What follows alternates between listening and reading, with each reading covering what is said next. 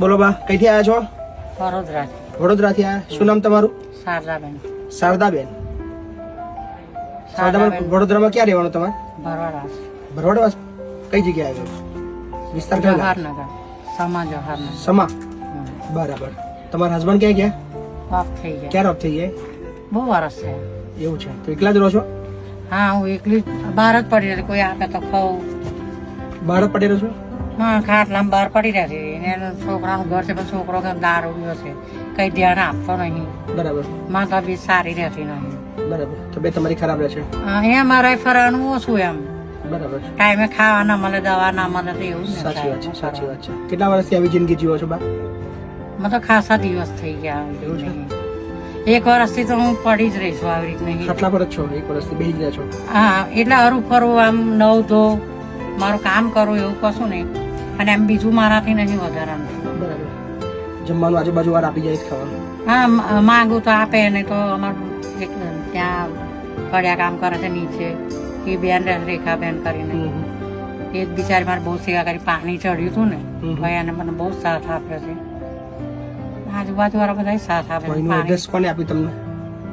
ત્યાં અહીંયા સરકારી દવાખાનું કઈ દવા લેવા જતી મેં પૂછ્યું. મેં કહ્યું બેટા હું કંટાળી ગઈ છું અને અહીં હેરાન થઈ ગઈ છું તો કઈ સારી સુવિધા મળે તો મને મૂકી દે આશ્રમમાં. તેમને એડ્રેસ બતાવ્યું? હા, કે અહીંયા જતા રહો? અહીંયા જતા રહો તમે.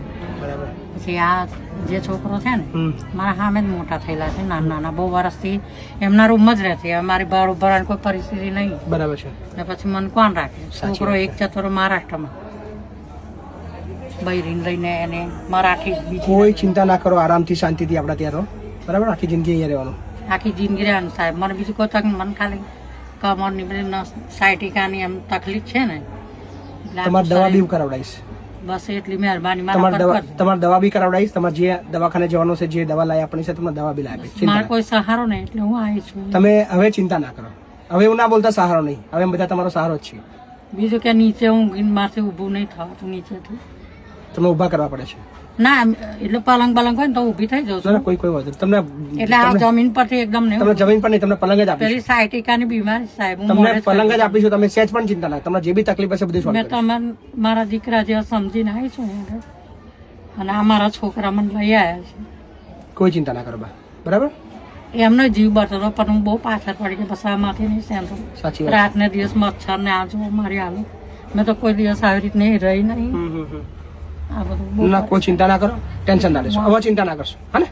ચલો આપણે તમારી વ્યવસ્થા કરી દઈએ. હા, તમારી મહેરબાની. ના ચિંતા ના કરો.